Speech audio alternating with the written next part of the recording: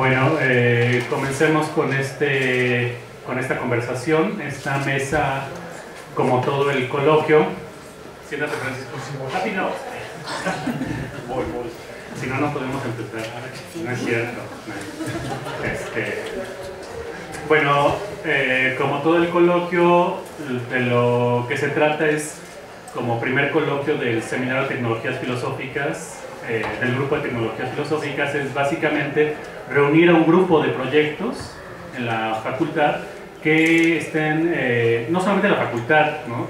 Gente interesada y grupos y colectivos que estén trabajando, o no solamente trabajando, sino pensando también la tecnología, con el activismo, con el arte, con, digamos, desde la filosofía, desde el cine. Entonces, como este primer coloquio, y somos un grupo pequeñito, somos un grupo joven, ¿no? Seminario de Tecnologías Filosóficas, 1 año y medio, ¿sí? Lo que planteamos es eso, es buscar debates, buscar puntos de discusión. Entonces, esta conversación lo que busca es no ser como las formas, no repetir las formas académicas tradicionales que se llevan a cabo en la facultad, que ustedes las conocen muy bien, sobre todo si vienen a las conferencias aquí, sino tratar de romper ciertas formas de transmitir, ¿no? Y de relacionarse entre los grupos. Entonces, la pretensión es hacer una conversación entre dos grupos, ¿no? El seminario Tecnologías Filosóficas y todavía es el seminario de Alteridades y Exclusiones. Seminario de Alteridades y Exclusiones que coordina o que coordinan la doctora Ana María Martínez de la Escalera aquí y la doctora Erika Lindig allí, ¿no? Entonces, la idea es un poco esto, es conversar con algunos temas sobre tecnología, ¿no? Y tengo, bueno, en la mesa vamos a estar 4 hombres, casualmente, bueno, decimos, casualmente, ¿no? Y Marado Campo, ¿sí? Francisco Salinas, Mauricio Sosa y yo, ¿no? Bueno, ya les comenté a la doctora Ana María Martínez de la Escalera. Entonces, si quieres comenzar, Ana María, ¿o quieres añadir alguna otra cosa más? No. Sí. En efecto, la idea era intentar conversar. Ustedes saben lo difícil que es cuando uno decide hacer un conversatorio o una conversación, porque en general la gente que quiere conversar trae su propia ponencia y decide que tiene que ser escuchada puesto que le costó trabajo. Tiene razón, pero al propio tiempo nos cortamos la posibilidad de verdad de que la conversación nos abra algunas puertas al pensamiento que los trabajos individuales no han considerado previamente. O sea, en la conversación de pronto descubres elementos interesantes en los cuales no se había pensado suficientemente. Nos parece, y esto tenemos en común estos dos seminarios de investigación y estos dos grupos colectivos de trabajo, que hay que fomentar el trabajo colectivo. Es indudable que los saberes de la gente, los saberes críticos, se hacen colectivamente, no se hacen únicamente en cada cabeza. Y entonces un ejemplo de ello sería el espacio de la conversación, que no es el único espacio colectivo, pero es uno de los espacios importantes. Y bueno, si no se practica en general y de manera masiva en la facultad, nosotros intentaríamos probar lo creativo que puede ser una conversación. Entonces, a ver, ¿no? Tampoco lo interesante de la conversación es que tampoco no se trata de una práctica regulada. Entonces, a ver hasta dónde va. También señalar que el Seminario de Tecnologías Filosóficas, digamos, nace, para decirlo, surge, emerge, también del seminario Alteridades y Exclusiones, es decir, yo soy hijito de Ana María, ¿no? Entonces, no nos parecemos mucho, pero así es, tal cual, ¿no? Soy adoptado.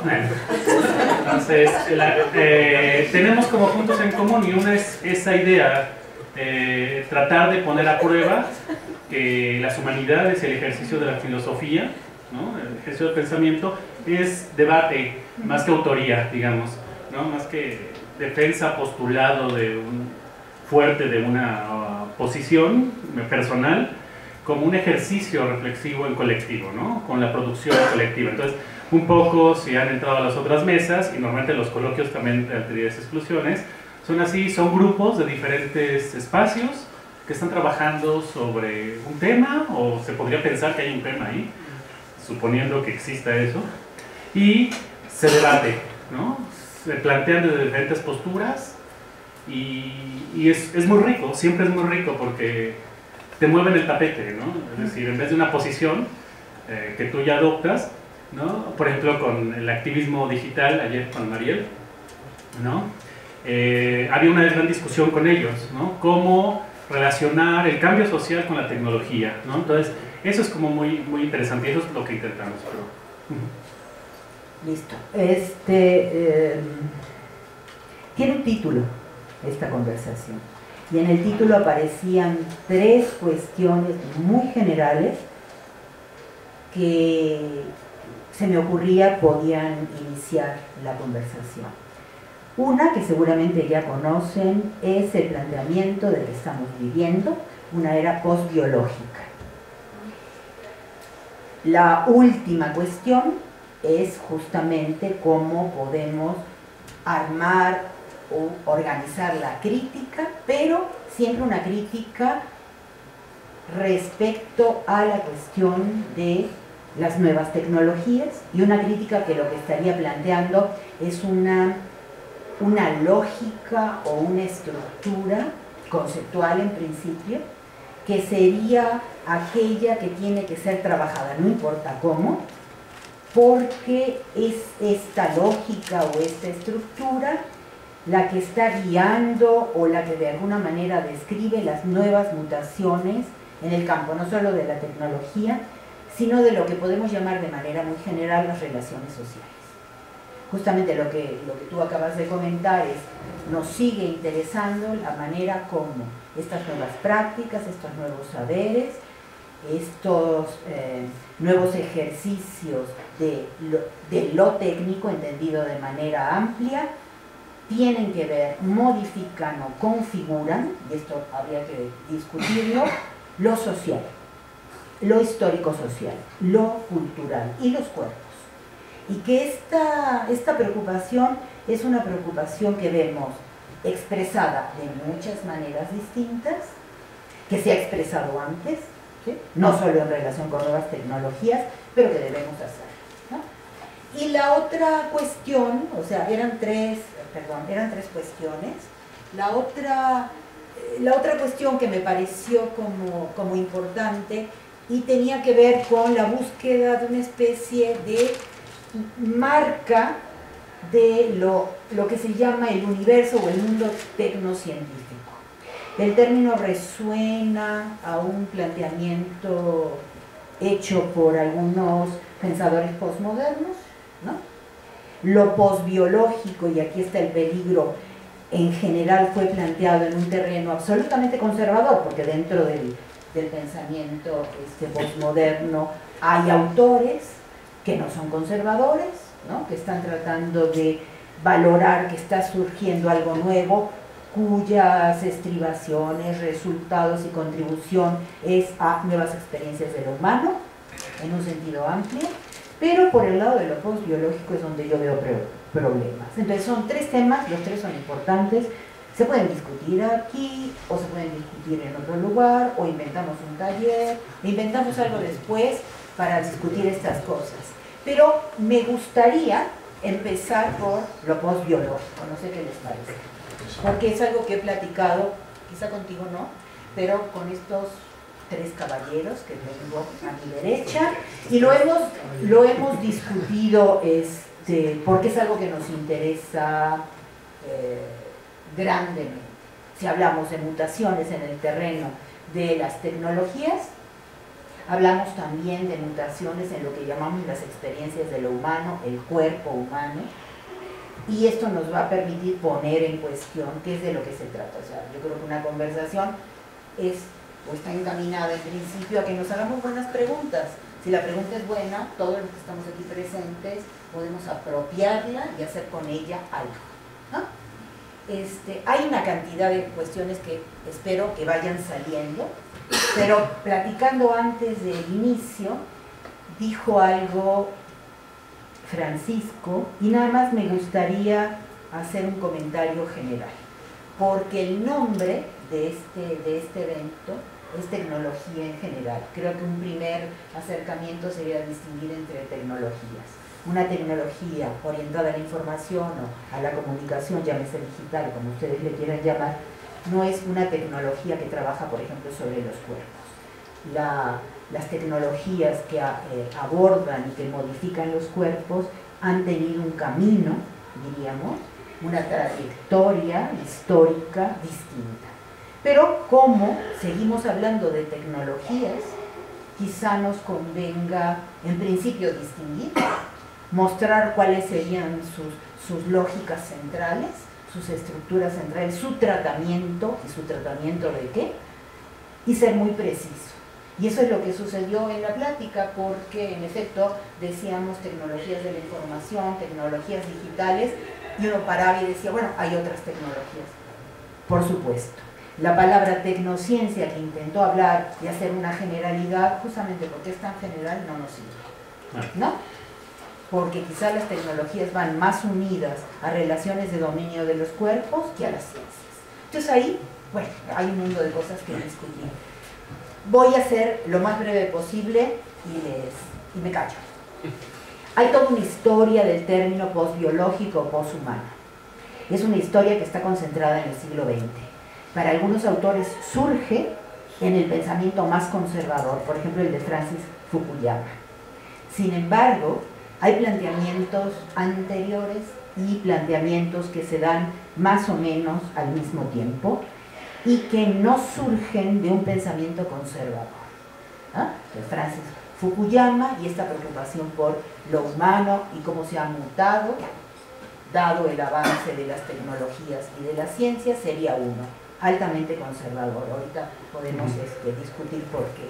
Pero hay otro autor que sé que está leyendo, y no sé si es que esté trabajando en clase, Francisco, que se llama Stern o Anders, según el apellido que aparezca en sus libros. Su apellido es Stern, pero él cambia su apellido como periodista a Gunther Anders. Y él habla de un término que me gusta mucho, que es vergüenza de lo humano. Y lo plantea de la siguiente manera. Hoy, y lo está criticando, por supuesto, es un diagnóstico de su presente, es un texto escrito después de la Segunda Guerra Mundial y ante la inminencia, según los pensadores de esa época, sobre todo los situacionistas, de que la guerra nuclear implica la posibilidad altamente factible del fin del mundo. No solo el fin del hombre, sino el fin del mundo, como lo conocemos. Entonces Gunther Anders dice, cada vez más los seres humanos sienten vergüenza por su condición biológica, por su condición corporal, que consideran frágil, que está por supuesto llevada hacia la muerte naturalmente, y esta vergüenza no solo es una marca del pensamiento, sino que se ejercita. Es decir, hay cierto tipo de ejercicios acompañados de pensamiento, de saber, que muestran a su manera esta vergüenza de lo humano. Desde la ciencia ficción, que plantea que nuestro futuro es el futuro del cyborg, ¿no? Este mecanismo, este organismo absolutamente tecnologizado, hasta otro tipo de ejercicios más allá de lo artístico, por ejemplo en el terreno de la exploración y de la experimentación científica, pero también en el terreno del pensamiento, que en última instancia parecen representar, estoy medio citando a Gunther Anders, un odio hacia lo humano. Pero no cualquier dimensión o significado de lo humano, sino una dimensión biológica, el cuerpo. Y por supuesto, suponiendo otra vez o volviendo a traer a colación, y esto lo veíamos con Mauricio Sosa, ¿no?, que la distinción platónica, inteligible y sensible sigue siendo verdadera, y que uno tiene que seguir insistiendo en que somos sobre todo materia inteligible o mundo inteligible y no mundo de la sensación. Y que finalmente llegará un momento en que podemos agarrar toda nuestra información, palabra que debemos cuestionar, y la podemos pasar a una máquina, y con eso habremos vencido la muerte y habremos demostrado que hemos dejado atrás la era biológica. Entonces, ¿qué les parece si empezamos a discutir? ¿Y qué les parece a cada uno de ustedes esta idea de lo postbiológico? A ver. Si quieren empiezo yo. Yo curiosamente, justo esto que decías tú de un origen muy conservador de todo este pensamiento, es algo que me preocupa mucho, ¿no? Y me parece que tiene un sentido muy específico, que es un sentido un tanto teológico.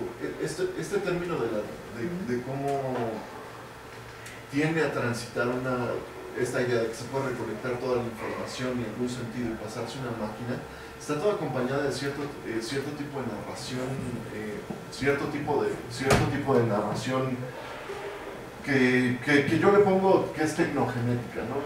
Intenta establecer un génesis a partir de una característica tecnológica, y eso empieza a hacer una separación en los términos del cuerpo. Había una cita que yo traía justo sobre este tema del cuerpo que me interesaba ponerla, que es de un autor del que ya se han hecho un par de menciones durante el coloquio, que se llama Alexander Galloway.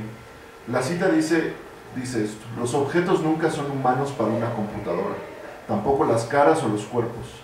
En este sentido, la computadora rompe con esas artes, pintura, fotografía, cine, que tienen una fijación con la corporalización de la forma humana.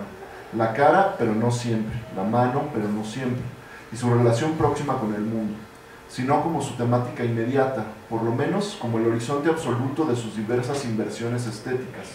La computadora no tiene la misma obsesión. No se dirige al hombre como un objeto. La razón es simple, porque la computadora es ese objeto en y para sí misma. En esos términos, esa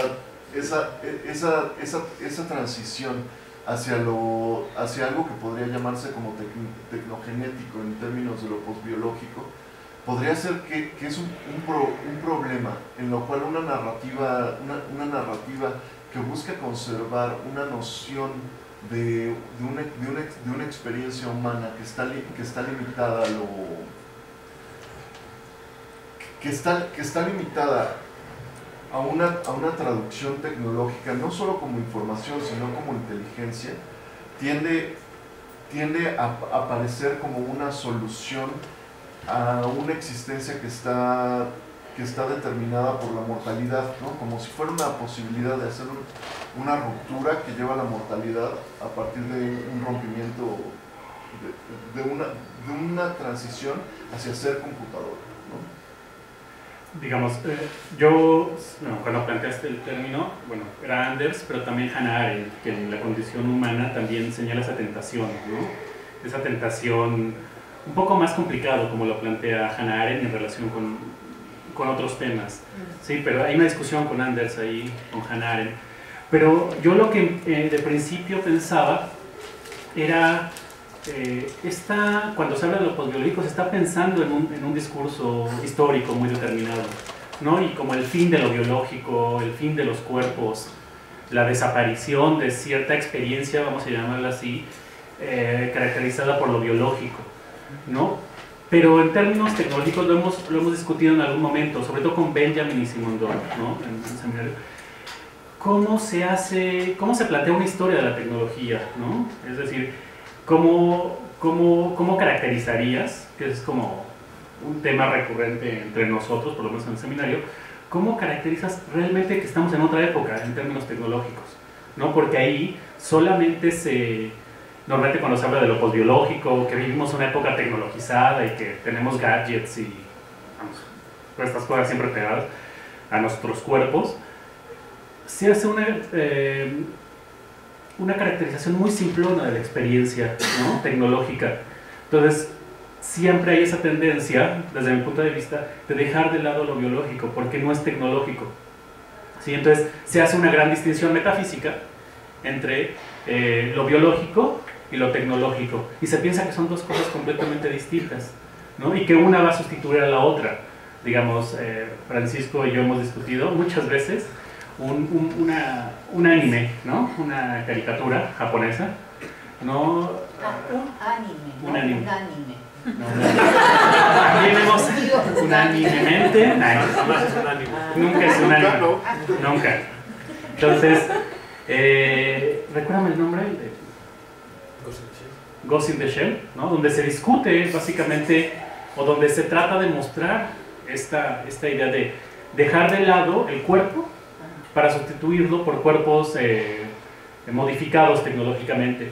Pero es interesante cómo empieza a entrar como decía también Marat, un discurso teológico, empieza de nuevo existencialista, es decir, empieza de nuevo los mismos problemas, supuestamente que se van a superar en otro espacio, ¿no? Por lo menos en este caso. A ver, ¿puedo decir algo? O sea, estoy de acuerdo de manera general que parece que vuelve otra vez, ¿no? Y hablaríamos de un regreso de viejas categorías y viejos conceptos, o viejas estructuras de oposiciones como inteligible, sensible, que parece que no han sido ya suficientemente criticadas y regresan a ese vocabulario. En el caso de que uno pudiera decir, utilizar esta idea de regreso o de repetición, en realidad, ¿no? Uno tendría que ver que aquellos que están utilizando estos términos y esta lógica para plantear problemas, quizá ni siquiera recuerden ni les interesa que estos temas tienen historia. O sea, evidentemente este tipo de posturas postbiológicas suelen dejar de lado lo histórico, entendido como sea. La otra cuestión que hacen y que me parece muy importante es que dan por perfectamente definido palabras como biológico o como humano. Ya sea lo postbiológico o lo poshumano, parece que todos ya entendemos y estamos de acuerdo qué es lo humano y qué es lo biológico. Quizá una de las características más interesantes en la concepción de lo biológico es que como se desarrolla justamente o tiene lugar a partir de las mutaciones, que no son nunca calculables y que están abiertas al azar de múltiples encuentros y de contingencias, que lo que menos tenemos frente a nosotros es la posibilidad de decir lo biológico, el universo biológico es este, porque se está modificando. Y es incalculable, porque eso es una de las características de lo biológico, no puede ser calculado de antemano ni predicho, es decir, no somos profetas, ahí entra de alguna manera esta idea también religiosa o teológica, seamos científicos en el mejor de los casos o pensadores de lo técnico, de las nuevas tecnologías, ¿no? Que podemos llegar a predecir lo que va a pasar dentro de 50 años. Porque justamente una de las marcas de lo biológico es la contingencia o el azar. No sabemos hacia dónde las mutaciones nos van a conducir. Es decir, no podemos pensar la evolución si no la pensamos en relación con una pauta altamente contradictoria o dialéctica, si ustedes quieran, que es la incalculabilidad, es decir, la mutación, y lo que se abre a infinidad de cuestiones. Y lo mismo pasa con lo humano. ¿Qué es lo que se pone de manifiesto en estos textos conservadores y otros quizá un poco menos conservadores sobre lo poshumano o lo postbiológico? Que en principio reducen tanto la biología como la humanidad de lo humano a la fuerza creativa, y esta fuerza creativa para ellos es inteligible, es decir, pertenece, si quieren ustedes, al dominio del cerebro. Y creen, y además lo plantean así, que esto que pertenece a este dominio, para utilizar viejos términos filosóficos, a la mente, en términos cartesianos, ¿no?, se debe entender como información.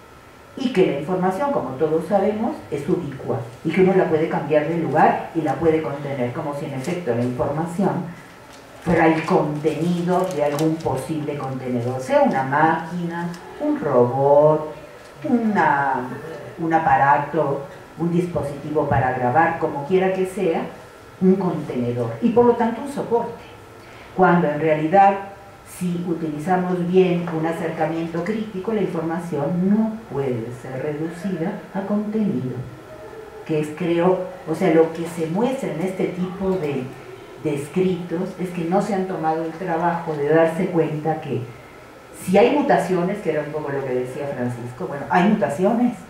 ¿De qué tipo son? Si las llamamos a estas mutaciones tecnológicas, bueno, vamos a hacer el esfuerzo por diagnosticar si es realmente una mutación o se sigue, es perfectamente calculable y calculable, de una serie de cosas.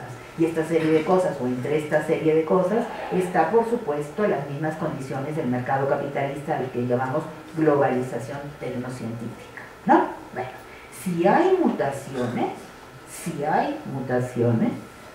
¿por qué no asumir que estas mutaciones lo que hacen es modificar, como ya decía Valéry a principios del siglo XX, la manera como los individuos se viven a sí mismos? O sea, no podemos, decía Valéry, suponer que hoy podemos predecir lo que vamos a hacer dentro de 50, 60 años, si asumimos seriamente que se trata de una mutación. Una mutación no es calculable, la mutación siempre sorprende. Implica un cambio notorio en eso que llamamos vida o biología o cuerpos, ¿no? Como también en el conocimiento. Entonces, abrámonos a eso, veamos primero si de verdad hay algo que llamamos mutaciones, y para hacerlo vamos a tener que utilizar un viejo lenguaje. Y este viejo lenguaje es metafísico. Ese es el problema, ¿no? Cosa que me pareció interesante en la cita de Marat, porque hay un intento de enunciar eso, ¿no? Que la máquina no tiene, bueno, para decir palabras viejas, ¿no? No tiene conciencia, no tiene un sí mismo, o sí. Es decir, lo que quiero decir es, la puedes volver a leer porque si hay una modificación tecnológica, ¿con qué términos la vamos a utilizar? No como un sujeto, que es como, porque sí. en lo que leyó, la máquina no nos reconoce, claro, no nos trata como seres humanos, sí, pero la máquina tampoco es un sujeto. Y eso si aceptamos que hay sujetos humanos. Sí, no, pero para no regresar a lo mismo, ¿no? Hacia donde va toda esa discusión para él es para un ejercicio de simulación, donde lo que él está pensando es que el ejercicio es una simulación de una metafísica. Ni siquiera es hacer una metafísica, sino que el propósito es generar un lenguaje que haga que no haga falta insertarse en una metafísica.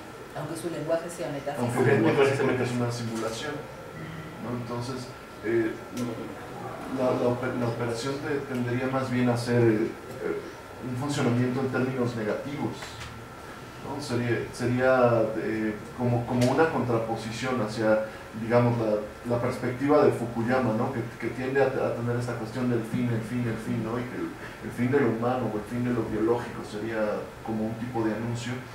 Aquí lo contrario sería un ejercicio de una teología negativa donde todas esas operaciones serían solamente una simulación. En el sentido, por ejemplo, de que el fin de lo humano no es un fin de lo humano, porque para las máquinas no hay humanidad. Ajá. Digo, intentando traducir. Lo reconoce como su interfaz, al revés, ¿no? Lo pensamos como un ente que es similar a nosotros, y la máquina reconoce la máquina. O sea, el humano se coloca como encima de ella, pero la máquina cuando reconoce, no reconoce como humano, como subjetividad, sino como lo que oprimen las teclas. Como tú habías dicho, como suplemento de ella. Pero eso no necesariamente es generalizable. O sea, lo que te vas a encontrar en general en el pensamiento posthumano o postbiológico es que la máquina es superior al ser humano. Pero es que precisamente y es superior porque no es biológico. Y es superior, según yo, porque hay una fuerza, de la técnica o de la tecnología que permite algo que el cuerpo humano no puede. Es que eso es lo que se me hace interesante. En el seminario de tecnologías leímos a Donna Haraway y ella introduce un término que se llama cyborg, pero lo trata como a partir de la relación con la mujer y cómo modifica el uso de tecnologías, las funciones que puede llevar a cabo una mujer, y después habla de algo que le llama feminización del trabajo. Ahí lo que se me hace interesante es precisamente la forma en que ahorita estamos hablando de tecnologías, atribuyendo ciertos conceptos como que es consciente, pero cuando se hace el ejercicio en sentido inverso, es decir, analizar viejos usos con estas palabras, aparecen ejemplos interesantes, ¿no? Cuando estábamos viendo este texto de Donna Haraway, Francisco sugería que buscáramos un ejemplo de cómo la tecnología modificó toda una serie de ámbitos. En ese sentido, peleando con mis alumnos de secundaria, de repente aparecían ciertas cosas y en una parte aparece, por ejemplo, la píldora anticonceptiva. O sea, cómo esa tecnología, al introducirse en la vida común, modifica toda una serie de procedimientos, permite que la mujer salga de la casa, que llegue al trabajo, que piense su sexualidad más allá de la reproducción. Entonces, al tratar de introducir este discurso tecnológico en viejos usos, nos damos cuenta precisamente que lo postbiológico se da cuando tú introduces estos términos, pues desnaturalizan ciertas prácticas que se tenían como naturales. ¿Sí me explico? O sea, por ejemplo, atribuir a la mujer cierta labor doméstica cuando introduces la tecnología. Pregunta, ¿por qué reduces lo biológico a prácticas anteriores? No, como si lo biológico no estuviera abierto a modificaciones. Es decir, lo biológico no es la idea que tenían de la biología en el siglo XX. Yo creo que lo interesante, en el caso del feminismo, porque Donna Haraway es una pensadora del feminismo fuerte, ¿no?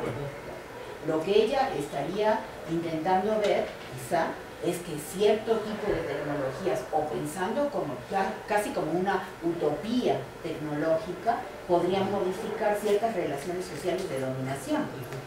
Entonces, habría que ver en ese sentido si, por ejemplo, lo que plantearon tus alumnos, la píldora anticonceptiva, ha modificado esas relaciones o no, y hacia dónde las ha modificado, con qué resultados, y si esa estructura de dominación, a la que se llama género, ¿no? O violencia de género, ha resultado o empequeñecida, o ha desaparecido, o sigue viva. Por lo tanto, ese cambio, esas relaciones sociales en el fondo no cambian.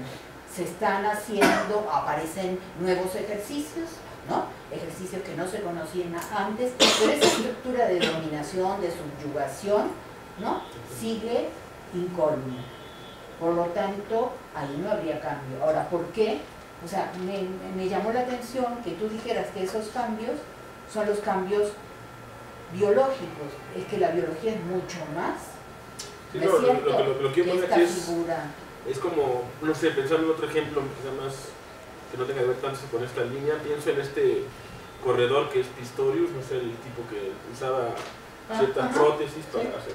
Cuando él intenta de repente competir en los Juegos Olímpicos, una de lo que le prohíben es precisamente porque el uso de esos soportes le da ventajas. Ajá. Como diciendo, el cuerpo humano tiene estas características y si usa ese soporte va más allá del humano. Ajá. Pues en ese sentido, más o menos como en la introducción de alguna tecnología. Vamos allá de las reglas.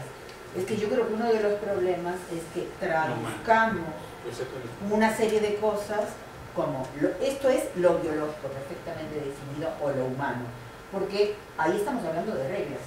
De la misma manera tampoco los dejan drogarse, o sea, hay cierto tipo de drogas, cierto tipo de sustancias que no pueden tomar. Bueno, la droga es una prótesis también, pero está fuera de reglas. Reducir esa regla negativa, esa prohibición a que tiene que ver con lo humano, me parece un poco hipertrofiar el discurso. Pero en cierta forma es lo que aplica, ¿no? Hacen un modelo de lo que el humano como humano puede hacer, y cuando se lleva más allá... Pero no es lo que el humano puede hacer, date cuenta, son reglas de un tipo de juego determinado. Cada ciertos años, los seres humanos rompen sus propias, ¿cómo se pueden llamar? Sus propios récords o marcas, ¿no? Corren más, brincan más. Pero habría que ver, ¿no?, cómo eso no tiene que ver con nuevos alimentos, nuevas formas de... A lo que voy es que eso no modifica notoriamente lo que quiere decir humano. Lo que muestra es que lo humano está abierto a las modificaciones, justamente. Entonces, el ejemplo que pusiste es un ejemplo de una institución que tiene sus reglas, que son bastante injustas, por ejemplo, que son racistas, que discriminan, por cierto que sí, pero creo que como ejemplo de lo posthumano y de que lo que está en juego es una idea de lo humano, es un poco forzar el ejemplo. Yo sé que como estamos discutiendo, los ejemplos son los que tenemos en la cabeza y no ejemplos perfectos para poder discutir. Estaría muy bien que los tuviéramos. Pero trae a colación una cuestión interesante, que cuando hablamos de técnicas, ¿no?, podemos hablar de la píldora anticonceptiva, igual de este tipo de prótesis, y en ese sentido hablamos de cuestiones que tocan ese universo de lo biológico que no está cerrado, que no está previamente definido, que debemos defender que no lo esté, ¿no? Y poniendo de manifiesto que cuando se habla de lo post-biológico, de lo post-humano, lo primero que aparece como insuficiente inconveniente, pobre, es lo humano y lo biológico, curiosamente. O sea, hay una decisión anterior, hay un supuesto a la que Gunther Anders llama vergüenza. De pronto arribamos a una nueva mentalidad, nueva generación, nuevos ejercicios, nueva cultura, y en esa cultura lo humano y lo biológico es inferior, es desechado. Y que lo que nos ha mostrado la tecnología es esta insuficiencia de lo humano. No lo contrario, no que lo humano puede llegar a ser superior si toma drogas y vencer, sino todo lo contrario. O sea, lo biológico y lo humano aparecen como algo no solo perecedero por ser perecedero, justamente por morir, ¿no? Por no ser eterno. Por eso, toda esta gente hace referencia al uso que hizo Freud en El malestar y la cultura, pero en 1930, de la noción de prótesis, que ha sido tomada por muchos otros pensadores. En 1930, definiendo cultura, lo que dice Freud es que cada vez más nos estamos acercando a un mundo donde el hombre se cree Dios y lo hace mediante prótesis. Es una frasecita, ¿no? Y ahí ha sido retomada esta idea de prótesis por autores posteriores, por gente cercana a Freud en el sentido de contemporáneos, ¿no es cierto? Y luego por autores posteriores que, claro, al utilizar esta noción de prótesis la fueron cargando de nuevos significados, sobre todo porque en 1930 los ejemplos de nuevas tecnologías no eran iguales que los de ahora. Entonces ahora puede uno poner ciertos ejemplos que a Freud podían no ocurrírselo. En el sentido que lo dijiste tú, Freud lo plantea, él dice que es una religión, o sea, el hombre se quiere parecer a Dios, con prótesis, que serían lo contrario de un Dios, porque serían hechas por los seres humanos. Entonces, aparece en este tipo de pensamiento una contradicción. Si se fijan, el pensamiento en general sobre nuevas tecnologías, y sería un ejercicio interesante de hacer, podríamos escribir las contradicciones flagrantes del discurso sobre nuevas tecnologías o lo tecnológico, ya sea que lo llamemos postbiológico o posthumano, y aparecen obstaculizando, diríamos, epistemológicamente o el sentido de ese discurso, y los autores que así lo trabajan no lo notan.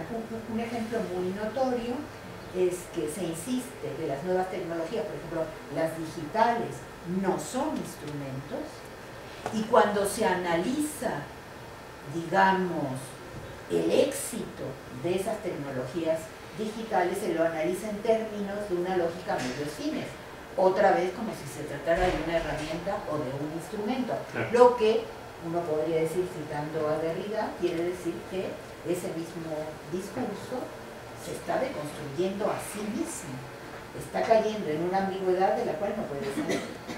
Está utilizando viejos valores tecnocráticos o tecnológicos que ellos mismos insisten en que no existen en las tecnologías digitales. Siguen hablando de éxito, siguen hablando de superar, por ejemplo, el mundo humano, el mundo del cuerpo, de la uso, velocidad. de los individuos que se apropien y que usan. Y hablan en términos de uso, que otra vez sigue siendo un discurso medios fines, donde el éxito depende de la buena utilización de los fines, ¿no? De la utilidad, como garantía de que hay estas tecnologías. Digo, quisiera es un hacer, ejemplo, ¿no? sí, quisiera hacer una moción y también como un pequeño resumencito. Si alguien quisiera intervenir del público a discutir algún ejemplo o a plantear alguna cuestión, no importa que sea balbuceante, no importa que sea muy aguerrido, es decir, el estilo no importa. Los ejemplos son buenos para discutir. Pero también quisiera yo utilizar este momento para señalar ciertos como resumencito, ¿no? Un poco de lo que estamos charlando. Parecería que si habláramos de una modificación histórica, tecnológica, tendríamos que dejar de lado ciertos discursos, o por lo menos ponerlos en cuestión, o por lo menos saber que están allí al momento de que nosotros intentamos decir que hay un cambio tecnológico. Pensar el vocabulario que usamos. Exacto, pensar el vocabulario que usamos, ¿no? Entonces, ¿Qué quiere decir cambio? No, ¿Qué quiere decir cambio? ¿Qué quiere decir cambio? Que dejar de lado esta vergüenza o esta marca de que lo biológico es débil, dejar de lado también la marca de que la carne es débil, ¿no? Como se dice normalmente, ¿no? O de que el cuerpo biológico está determinado, ¿no? La relación medios-fin o herramienta, ¿no? Parece que habría que pensarlos de nuevo, ¿no? Y la pregunta al contrario sería, ¿qué términos utilizaríamos? ¿O cómo? ¿No?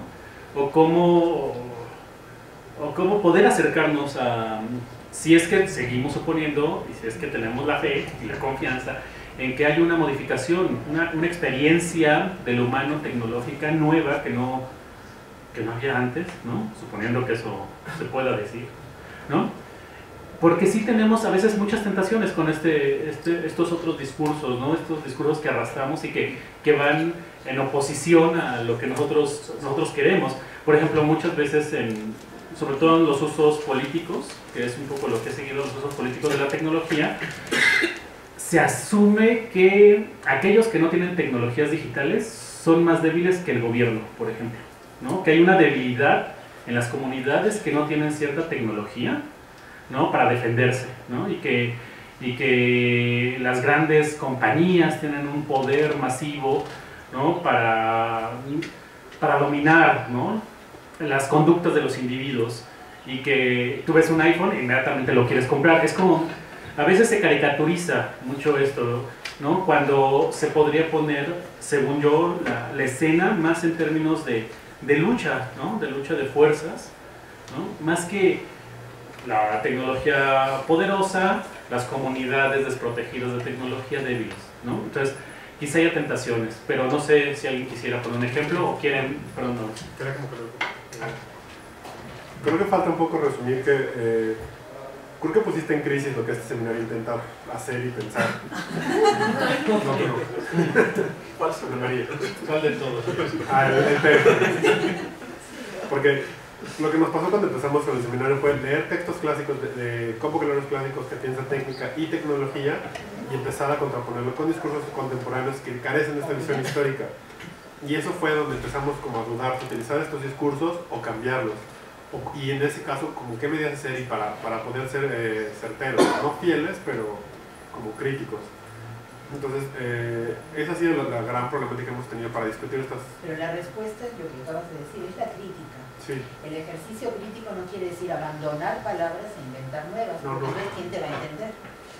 Hasta que no sea aceptado ese concepto nuevo, ¿no? Hasta que no logre un cierto consenso, no explica nada. Es más trabajoso el intercambio de la conversación. Sí. Creo que basta criticar. Y criticar, lo sabemos por Foucault, se refiere a que, dado una palabra determinada, que por supuesto está engarzada en la historia de una lengua siempre específica, ¿no? Esa palabra va acompañada, en términos prácticos, de un cierto ejercicio de la dominación, que tú tienes que mostrar cómo esa palabra llegó a ser usada, quién la usa, que contesta las preguntas de siempre. ¿Quién habla cuando el discurso dice de la tecnología esto y aquello? ¿Quién habla realmente? ¿No? ¿Qué dice? ¿Cómo lo dice? ¿Y qué sucede cuando? Es decir, ¿qué efectos tiene finalmente para el discurso, para la política, para la institución, para el propio ejercicio tecnológico, ¿no?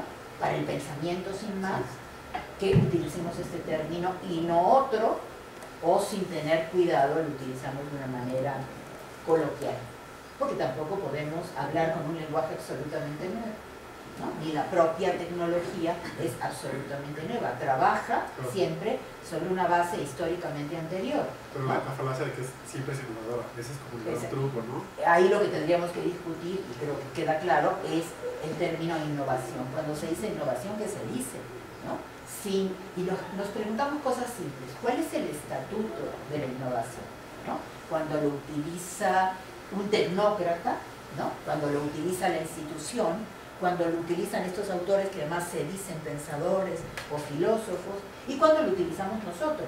Nosotros quiere decir en una conversación crítica que queremos ser muy agudos, ¿no? Bueno, cuando estamos discutiendo, cuando decimos innovación, ¿qué decimos? ¿Cuáles son los significados con los que nos quedamos y cuáles otros desechamos? Porque en principio causan problemas, ¿no? Porque en principio nos llevan a un escenario metafísico que queremos ir abandonando cada vez más, y más para pensar nuevas tecnologías, cuando el interés es, como acaban de decir, ver qué mutaciones y dónde, en qué espacios históricos sociales están generando mutaciones y qué tipo de mutaciones, porque la palabra mutación o cambio es que de verdad cambie algo sustantivo en las experiencias de lo humano. Si modifican una pequeña cosa y lo demás sigue igual, o lo demás sigue todavía mucho más reforzado por ese pequeño cambio, por ejemplo en el caso que tú mencionabas de Donna Haraway, cuando hablamos de feminización del trabajo, nos referimos que hay ciertos trabajos que son a nivel de salario pagados mucho menos, porque es un espacio, un mercado en el que las mujeres realizan cierto tipo de labor. Si en un tipo de labor o profesión hay ¿qué les diré? Un 85% de mujeres y el restante de hombres, ese trabajo se está feminizando. Y por lo tanto, la respuesta es un salario menor, porque a las mujeres le dan por un mismo trabajo un salario menor. Ahora, poner eso en relación, por ejemplo, con nuevas tecnologías, como las nuevas tecnologías han permitido cuestiones. Claro, uno podría decir, en el momento que se inventa la lavadora y la secadora y el refrigerador, las mujeres pueden en menor tiempo hacer lo propio de su sexo o de su género y además irse a trabajar, lo cual es bien lamentable que uno crea que ahí se están modificando las relaciones de dominación. Las mujeres igual tendrán doble carga de trabajo, más rápida. ¿Quién gana en última instancia? Pues los que han inventado las lavadoras, los refrigeradores ganan en términos económicos. Las mujeres, bueno, van a tener una doble carga de trabajo, van a trabajar un poco menos, pero su relación de dominación no cambia. Es que ahí el aparato está haciendo una práctica que ya se hacía. No sé si eso nos pueda servir para determinar una discusión. Es decir, la práctica de la lavadora y de la secadora es solamente automatizar, como a veces decía, la palabra es muy problemática, está en Heidegger, está en cierta línea de pensamiento que no hemos discutido, pero automatiza una práctica, no la modifica. Y desapropia también, ¿no? Sí. O sea, la lavadora ya la puede verifica. usar, no solamente las mujeres, ¿no? En ese sentido que suena muy Pero es que simple. también, no necesariamente una tecnología tendría que inventar una nueva práctica para introducir un cambio. O no en ese sentido. Es que, por ejemplo, pienso en una autora que se llama Ursula Franklin, que plantea que hay una división entre los tipos. Ella plantea varias divisiones entre los tipos de tecnología. Y una de las que plantea es la división entre tecnologías orientadas al trabajo o relacionadas con el trabajo y tecnologías relacionadas con la vigilancia. Y entonces ella dice, en algún momento una tecnología puede parecer una tecnología, digamos, diseñada o cuyo fin sea justamente esto, el de la herramienta, el de la fuerza, digamos, a un trabajo, reducir el tiempo en el que se hacía un trabajo. Que podríamos entender como instrumental. Ajá. ¿No? Y digamos, ese podría ser una definición más aproximada a las tecnologías relacionadas con el trabajo. Pero también hay tecnologías que parecen estar, por ejemplo, Word. Ella dice, Word, el procesador de palabras, parece una tecnología orientada hacia el trabajo. Sin embargo, cuando tú entregas este tipo de tecnologías a un ámbito empresarial, se convierte en una tecnología orientada hacia la vigilancia. Entonces tú tienes que Word te permite llevar un control de tus trabajadores o llevar toda una serie de archivos que te permiten saber a qué hora entran, a qué hora salen, qué hacen, qué no hacen, etc. Te permite tener acceso a todo un historial. Y eso es una tecnología orientada hacia la vigilancia. Entonces, o funciona como una tecnología orientada hacia la vigilancia. Entonces, yo pienso que no necesariamente, y creo que se veía muy claro con la mesa anterior, no necesariamente necesitamos una tecnología que haga algo nuevo o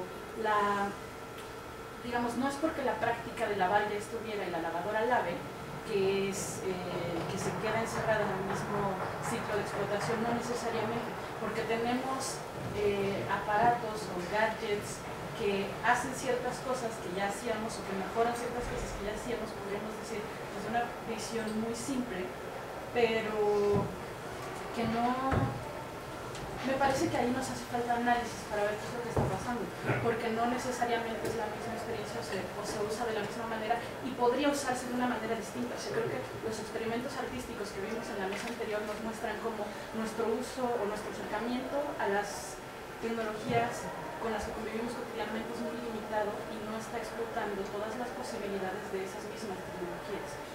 Pienso en cómo es impresionante para nosotros que tal vez la manera en la que usan un lector de libros, ¿no? O un mismo libro, o sea, un libro físico, cómo lo conectan con electrodos y de repente se convierte en una especie de obra de arte donde la materialidad de un libro de papel desaparece y no necesitas de una cosa que haga una cosa distinta. No sé bien cómo explicarlo, pero lo que quiero decir es que el uso se va fijando, no, el uso de las herramientas se va fijando. Pero fíjate lo que estás diciendo. En el fondo me están diciendo cosas tan encontradas.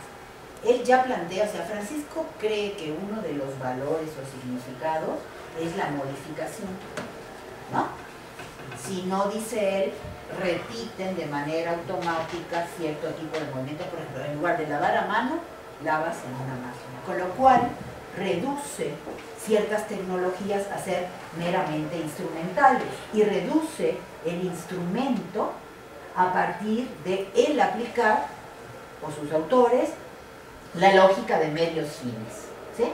Ahora, lo que tú estás diciendo, primero dices es que la innovación no sería tanto un valor, y sin embargo lo que estás sosteniendo justamente es la innovación en el mundo de lo social, no únicamente en la máquina. O sea, lo que estás diciendo es que en general deberíamos asumir que las máquinas sean instrumentos, herramientas, si las interpretas, las lees o las pones en cuestión fuera de la lógica medios fines, vas a mostrar cómo ahí pasan cosas. Cuando las máquinas, los dispositivos, los instrumentos, las herramientas o el tipo de tecnología que sea, tienen lugar como efectos otras cosas. Y extienden estos efectos en un mundo amplísimo. Por ejemplo, el caso de la lavadora. Hay una arquitecta española del siglo XX que ella planteaba que el nuevo ejercicio arquitectónico tenía que atacar las estructuras de dominio. Y que una de estas estructuras de dominio de la mujer era la práctica familiar. Entonces, ¿cómo poder evitar eso? Voy a construir una casa para las mujeres que no sea una casa familiar. Y todo aquello que ata a la mujer al trabajo de reproducción de la vida cotidiana, no lo voy a meter en la casa, por ejemplo, la lavadora donde se cocina, sino que lo voy a poner abajo del edificio para que todos los que viven en ese edificio hagan uso de esas tecnologías y que quien las maneje sea alguien a quien se le pague un salario digno, decía ella. Y las mujeres ahí quedan realmente liberadas del trabajo físico. Y el resultado, decía ella, es que las relaciones cambian, porque las mujeres dejan de hacer un trabajo que se consideraba un trabajo, al ser un trabajo hecho por mujeres, que no producía ningún valor, era mera reproducción de la vida. Y entonces ella mostraba que el mismo aparato, si lo sabemos interrogar, yo no digo que tenía razón o no, pero ella está interrogando el aparato, es más, proponiendo que lo interesante son los efectos del aparato, el dispositivo y la tecnología, más allá de la pregunta, medios fines. ¿Se dan cuenta? Sí. Todo aparato produce efectos, pero lo primero es saber interrogar esos efectos, más allá de la lógica medios fines, como, por ejemplo, esto se usa con tal éxito, sirve para esto, es más bien una herramienta que tecnología digital que produce otros efectos. Ojo, ahí el problema es cómo estamos pensando esto que llamamos lo técnico.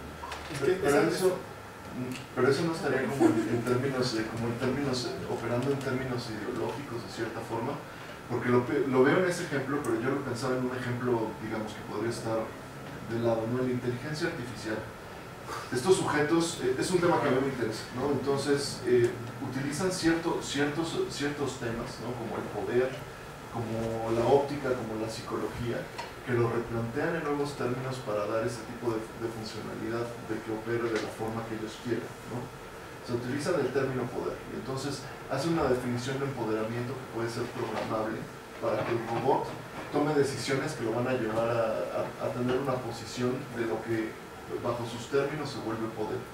Y entonces empiezan a hacer como estas definiciones rápidas que tienen el objetivo de funcionar más bien en las prácticas.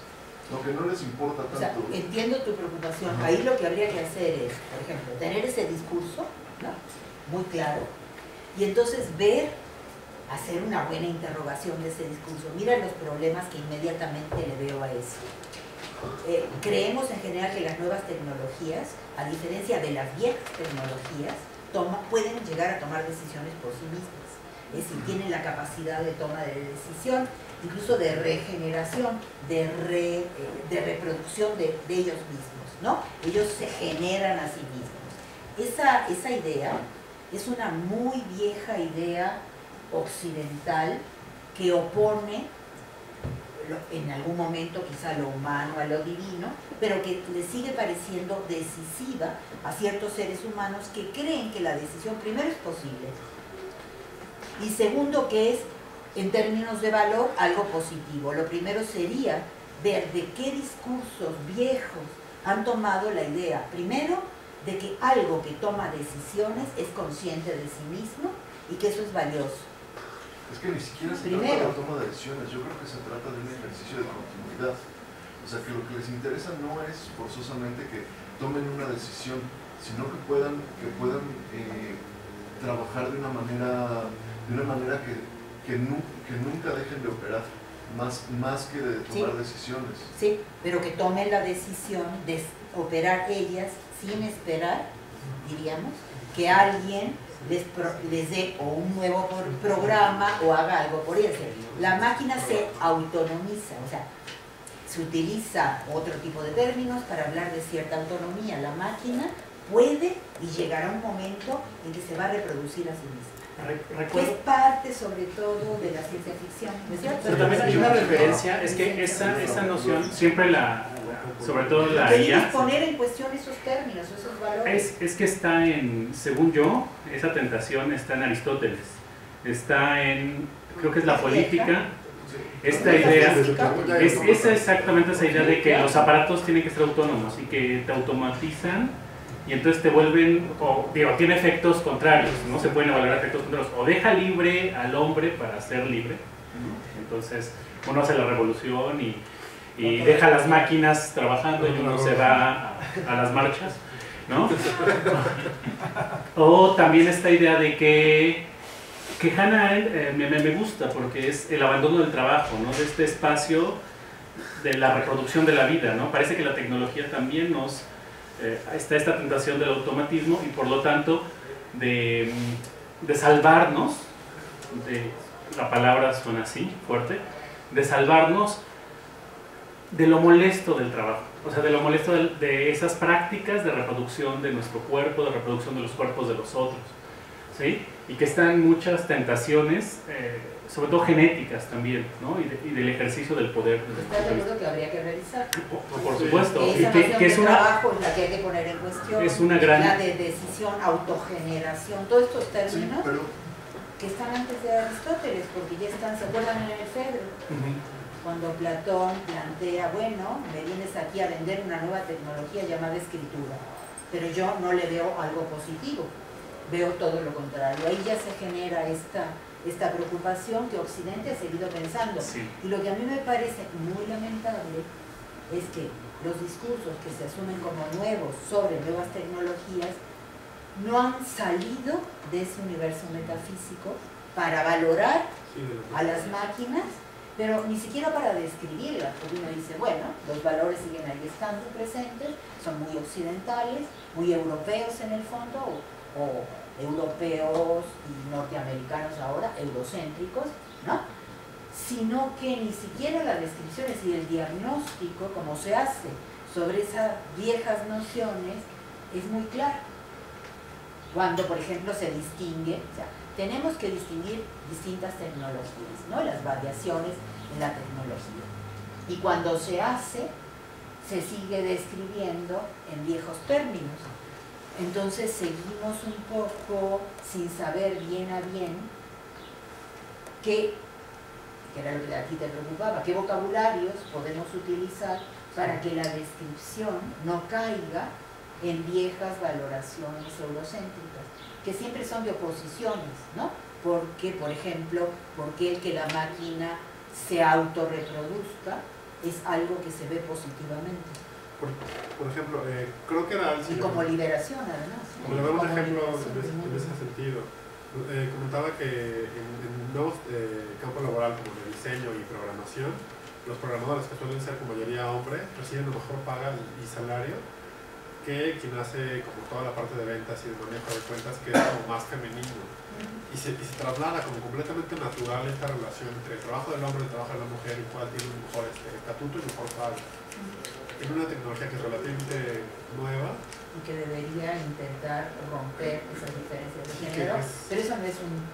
Pero no, esa tecnología, lo que hay que analizar es que no está ahí para. La pregunta sería, ¿podemos utilizarla? ¿Puede ser la ocasión de modificar eso? ¿Pero cómo? Sí, de preguntárselo por lo menos. ¿No? Es que justamente creo que ese era más bien el punto hacia el que iba, que los usos se van fijando.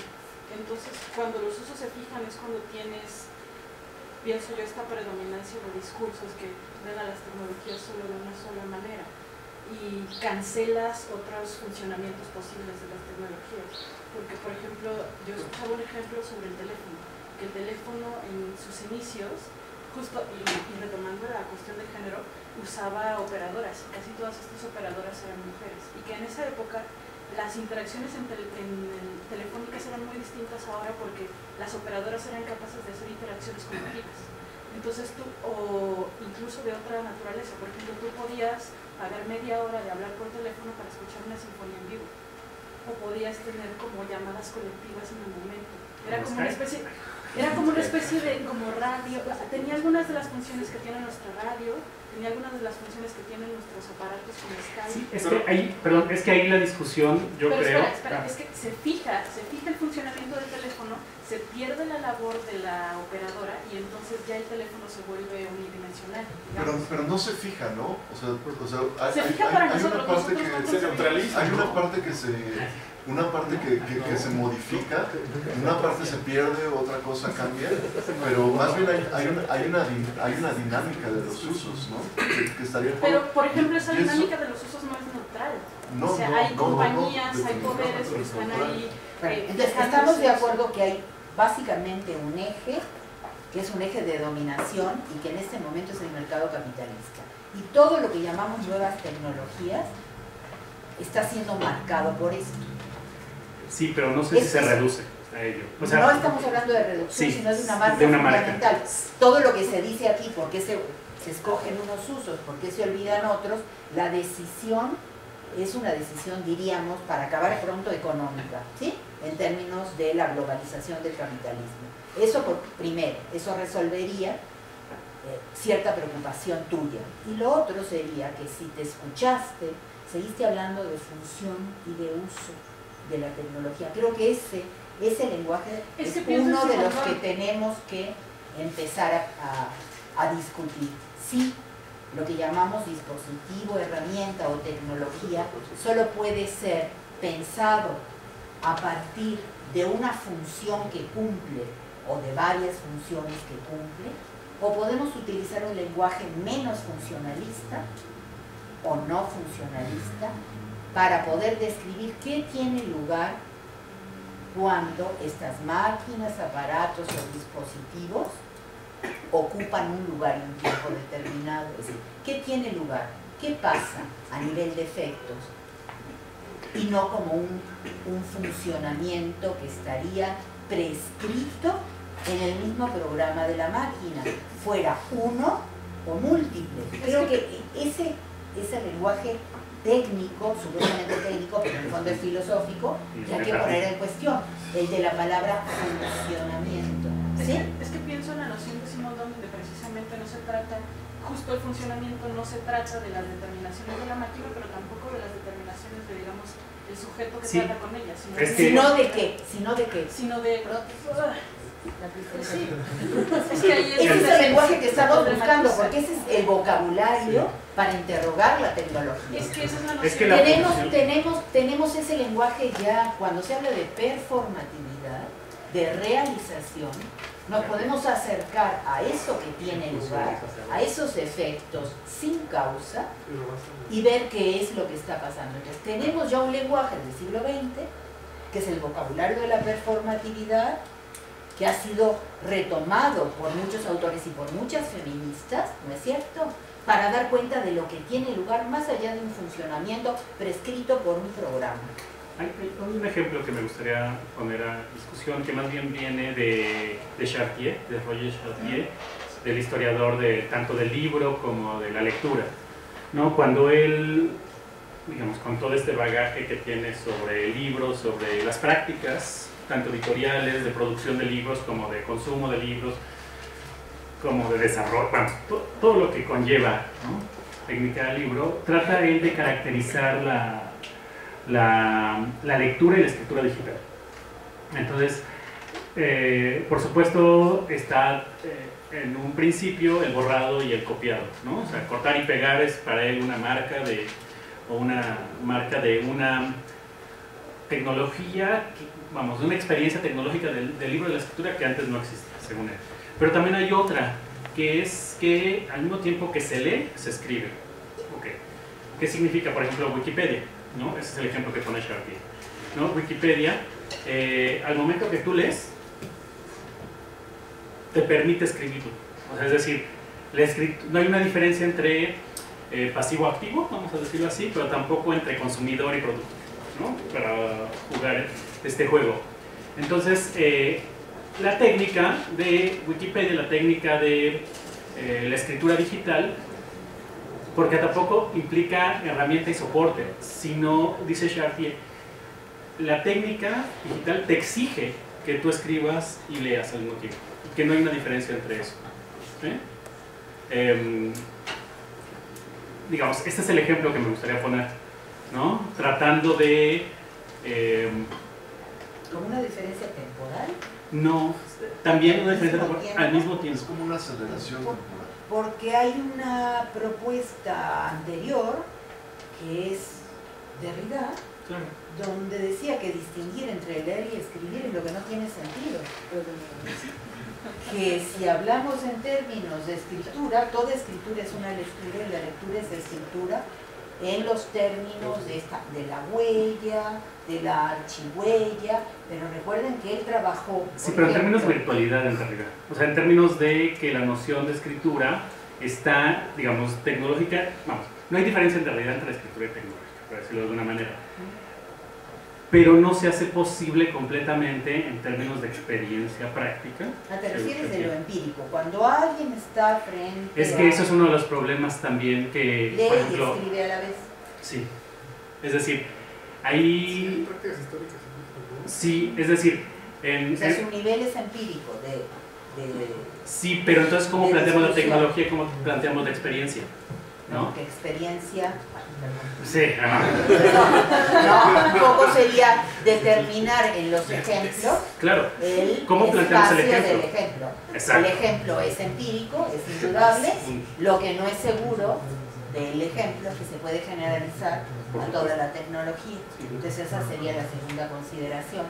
De todas maneras, esta aparente unidad de tiempo entre la escritura y la lectura nos tendría que hacer pensar que lo que hay es un manejo de la temporalidad distinta. Sí. Y yo quería preguntar una cosa sobre esto. En una temporalidad que tú ahorita planteabas, que era la temporalidad de poder, de que alguien utiliza un término, ¿no? Y entonces nosotros como pensadores críticos nos acercamos a las problemáticas que desarrolla cierto uso o cierto abuso de cierto término que puede ser metafísico u otro tipo. ¿Qué pasa cuando se empieza a acelerar? Y entonces un término que parecía estar siendo utilizado de otra forma muta a otro. Y entonces lo que se vuelve la característica es la mutación del uso del término. Que no hay una estabilidad que pueda llevarnos a entender cómo está siendo operado ese término. A ver, pero eso sucede, o sea, el lenguaje es algo vivo. Sí. y la aceleración del tiempo le pertenece al ámbito del lenguaje. El lenguaje siempre está mutando en cuanto a significación, sobre todo en cuanto a significación, es decir, lo que llamamos el nivel o el universo semántico implica justamente que los lenguajes continuamente están modificando esos significados.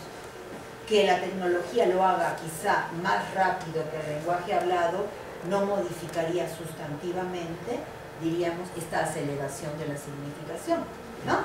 Es decir, lo hace en tantos segundos en lugar de durante una semana, un mes, en el caso de que uno lo pueda en algún momento probar en un experimento que eso es así, porque lo que nos interesaba, creo yo, entre otras cosas, era, bueno, vamos a creer, como un ejercicio de fe, que la tecnología muta, pues establece mutaciones. Vamos a ver dónde, porque quizá analizando todos los ejemplos de mutaciones, notamos que no hay tal, o que eso nos permite dedicarnos a otras mutaciones que no nos aparecían tan claras, pero que ahí están, y que a la larga, ¿no?, vemos que sí están dejando una marca decisiva en la cultura.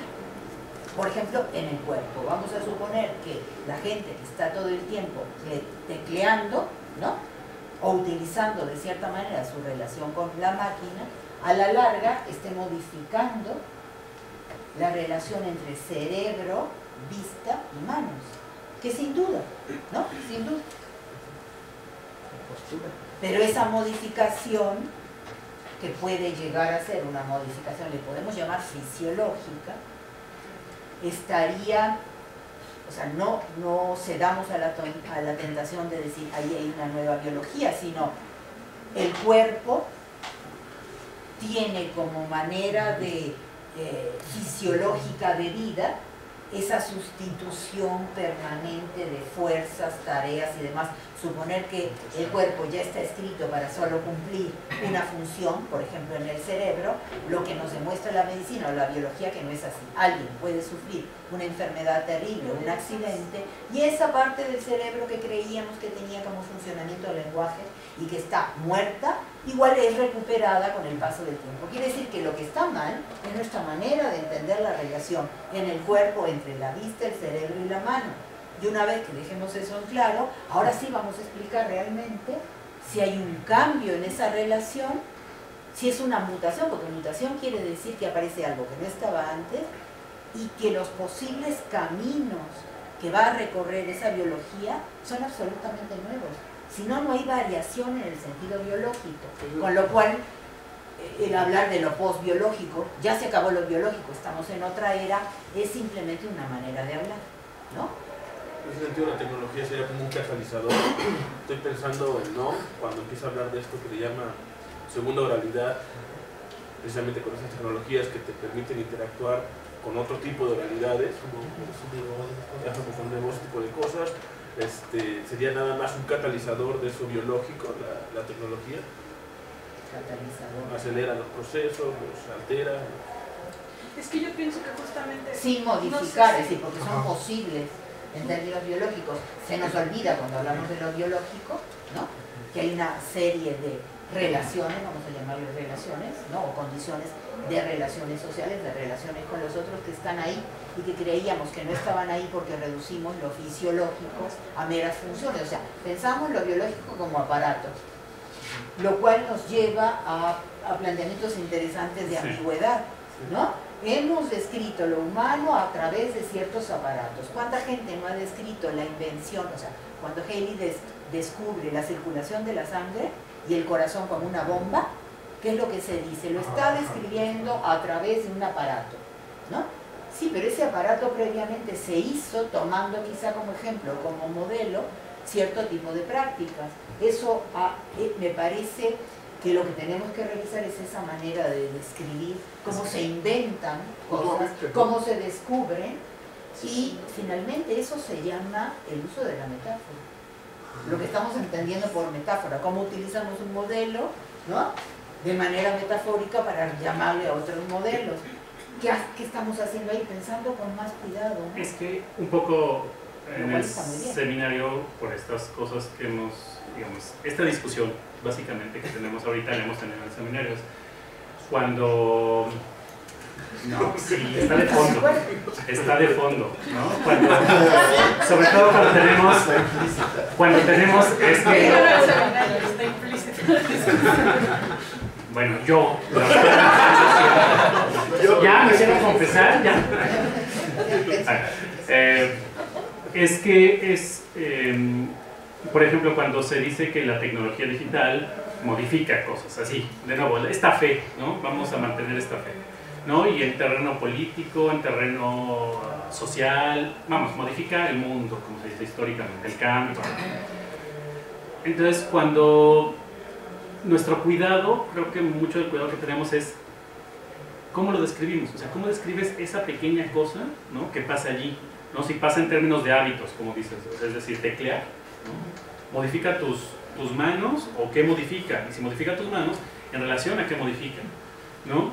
Y tener cuidado también con las metáforas. Por ejemplo, yo estoy hasta el gorro de que se utilice la figura del cerebro para el colectivo, para la figura colectiva, ¿no? En términos digitales hay una tentación de pensar el trabajo colectivo como el cerebro, ¿no? Como las redes, ¿no? Las redes neuronales que ayudan a generar nuevas ideas, ¿no? Entonces, de pronto se traspasa una metáfora, se utiliza desde que se olvida que es una metáfora descuidadamente, ¿no? Y se la lee literalmente. Ese es uno de los problemas. Y entonces el asunto es, se deja de lado realmente el cambio, o sea, la invención. Claro, no se describe. ¿Sí? Pero entonces el asunto es, en esta cuestión de lo práctico, ¿no? Que Foucault decía que había un cierto pragmatismo ahí, un cierto, ¿no? Es cómo describes esa práctica específica, ¿no? O sea, cómo, si es un trabajo crítico, ¿no? De cómo se utiliza la palabra, o si es un trabajo de invención, ¿no? Porque también tenemos ese tipo de ejercicios, ¿no? Que se inventan palabras para decir lo que se dice, o tienes este problema de que en vez de inventar palabras utilizas ya viejas. El asunto es cómo se valora básicamente eso, ¿no? Este problemita es, digo, me quedo ahí, no termino completamente la pregunta porque no la puedo elaborar completamente todavía, pero es exactamente ese problema, cómo se dice esa práctica específica, y si esa práctica específica permite enunciar esos cambios, esas modificaciones. Podría ser como una idea, pensando en otro de los temas que teníamos ahí, que era la noción de intermediariedad como un punto donde hay que separar los medios y la mediación. O sea, que por un lado encontramos cierto tipo de herramientas prácticas y por el otro lado la forma en la que hacemos trabajar a estas, ¿no? O sea, pensando en el ejercicio metafórico, yo siempre que veo a Ana María siempre estoy pensando en tropos lingüísticos, ¿no?